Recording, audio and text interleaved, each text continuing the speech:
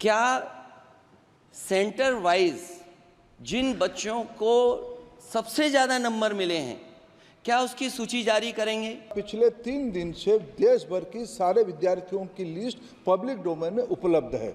ये सारा चीज खुले पे है और कई प्रकार की तर्क आ चुका है। राजनीति नहीं करना, लेकिन अखिलेश जी जब वहां दायित्व में थे उस सुबह की सारे सूची है कितने बार उत्तर प्रदेश में क्वेश्चन पेपर लीक हुए हैं। The Indian examination system is a fraud. If you're rich and if you have money, you can buy the Indian examination system. मेरे सरकार की हिम्मत है, अभी हमने पब्लिक एग्जामिनेशन की रेगुलरिटीज में बिल लाए, कानून बनाए। क्या मजबूरी था कांग्रेस पार्टी की, क्या मजबूरी था नेता प्रतिपक्ष की, उन्होंने उस बिल को उठा क्या? अध्यक्ष महोदय, मैं आपका धन्यवाद देना चाहता हूं। देश के बहुत महत्वपूर्ण सवाल पर आपने मुझे पूछने का समय दिया है। अध्यक्ष महोदय, ये सरकार किसी और का रिकॉर्ड बनाए ना बनाए, लेकिन पेपर लीक का रिकॉर्ड जरूर ये सरकार बनाएगी। अध्यक्ष महोदय, मुझे इसके बैकग्राउंड में नहीं जाना है कि पूछें। अध्यक्ष महोदय, मुझे बैकग्राउंड में नहीं जाना है कि कब कैसे किस संस्था को बनाया गया है। पूरे देश के छात्र इस पे आंदोलित थे। लगातार अखबार और सीबीआई की जांच के बाद चीज़ें सामने आ रही हैं, लोग पकड़े जा रहे हैं, जेल भेजे जा रहे हैं। मैं अध्यक्ष महोदय आपके माध्यम से पूछना चाहता हूं मंत्री जी से, क्या सेंटर वाइज जिन बच्चों को सबसे ज़्यादा नंबर मिले हैं, क्या उसकी सूची जारी करेंगे? 30,000 सीटें जहां हैं, कई सेंटर अध्यक्ष महोदय ऐसे हैं जहां 2,000 2,500 बच्चे पास हो गए हैं। सरकारी सीटें 30,000 हैं, कई सेंटर में 2,000 से ज़्यादा पास हो गए। कई प्रदेश के ऐसी जगह है जहां पर कुछ सेंटर से 600 से 650 से ज़्यादा सबसे ज़्यादा नंबर हैं।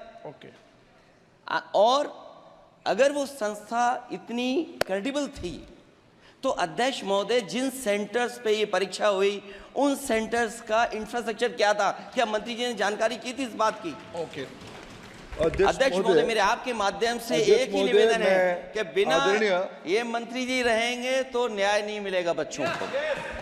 अध्यक्ष महोदय, आदरणीय अखिलेश जी की प्रश्न का मैं विनम्रता से उत्तर देना चाहूँगा कि अभी सुप्रीम कोर्ट में जो चल रहा है केस, सुप्रीम कोर्ट ने ऑर्डर दिया पूरा विद्यार्थियों की सूची को वेबसाइट में उपलब्ध करा दो। सर, पिछले 3 दिन से देश भर की सारे विद्यार्थियों की लिस्ट पब्लिक डोमेन में उपलब्ध है।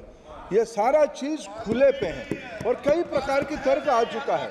सर, मैं एक अभी उसमें केरल के विद्यार्थी भी अच्छे किए हैं, क्या हम ये कहेंगे भी वहां भी कुछ गड़बड़ी हुई थी? ऐसे आरोप करना, मैं देश की ग्रामीण इलाका, देश की एसटी एससी इस बार सबसे अच्छा परफॉर्मेंस करने वाले देश की एसटी एससी ग्रामीण बैकग्राउंड आर्थिक पिछड़े लोगों की है। क्या हम उनकी मेधा को हम चुनौती देते हैं?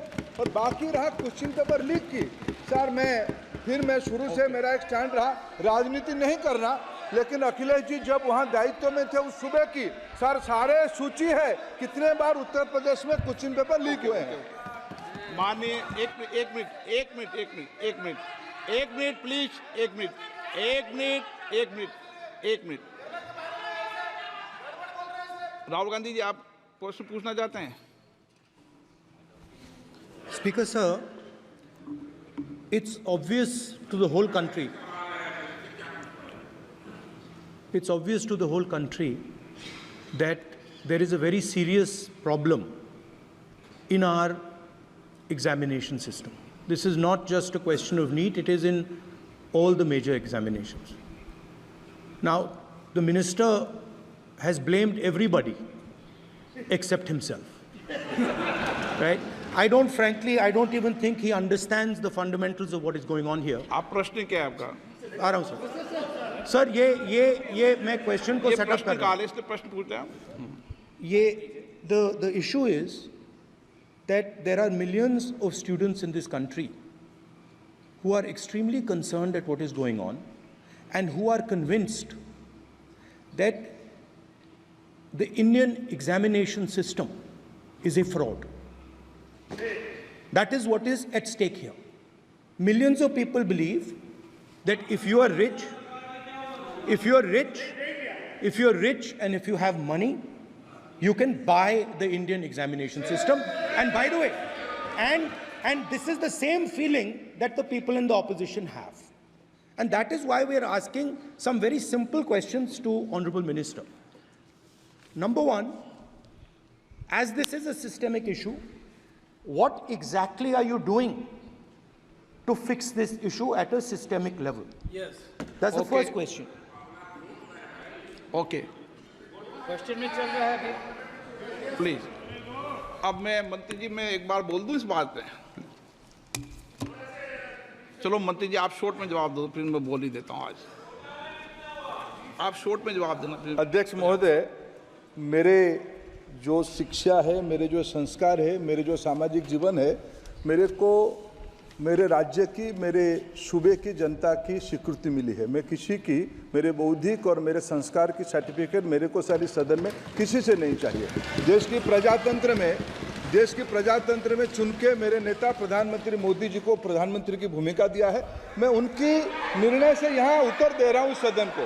बाकी ये कहना चिल्लाने से सच झूठ नहीं हो जाएगा साहब। ये जो कहा गया देश की अभी की एग्जामिनेशन सिस्टम रबिश है सर, इससे दुर्भाग्यजनक बयान देश की नेता प्रतिपक्ष का कुछ नहीं हो सकता है सर। मैं कठोर शब्द से उसको निंदा करता हूं। बाकी रहा, मैं सर आपके सामने, आपके माध्यम से देश के सामने सर एक तथ्य रखता हूं सर। जिन्होंने रिमोट से सरकारें चलाई है, 2010 में 3 बिल आया था सर शिक्षा सुधार के लिए। उन्हीं की पार्टी के नेता आदरणीय कपिल सिब्बल साहब 3 बिल लाए थे। उसमें से एक बिल था एजुकेशन, उसमें एक बिल था prohibition of unfair practice bill 2010, जिसकी उद्देश्य एजुकेशन इंस्टीट्यूशन में माल प्रैक्टिस को बंद करना। सर मेरे सरकार की हिम्मत है, अभी हमने पब्लिक एग्जामिनेशन की रेगुलरिटीज में बिल लाए, कानून बनाए। क्या मजबूरी था कांग्रेस पार्टी की, क्या मजबूरी था नेता प्रतिपक्ष की?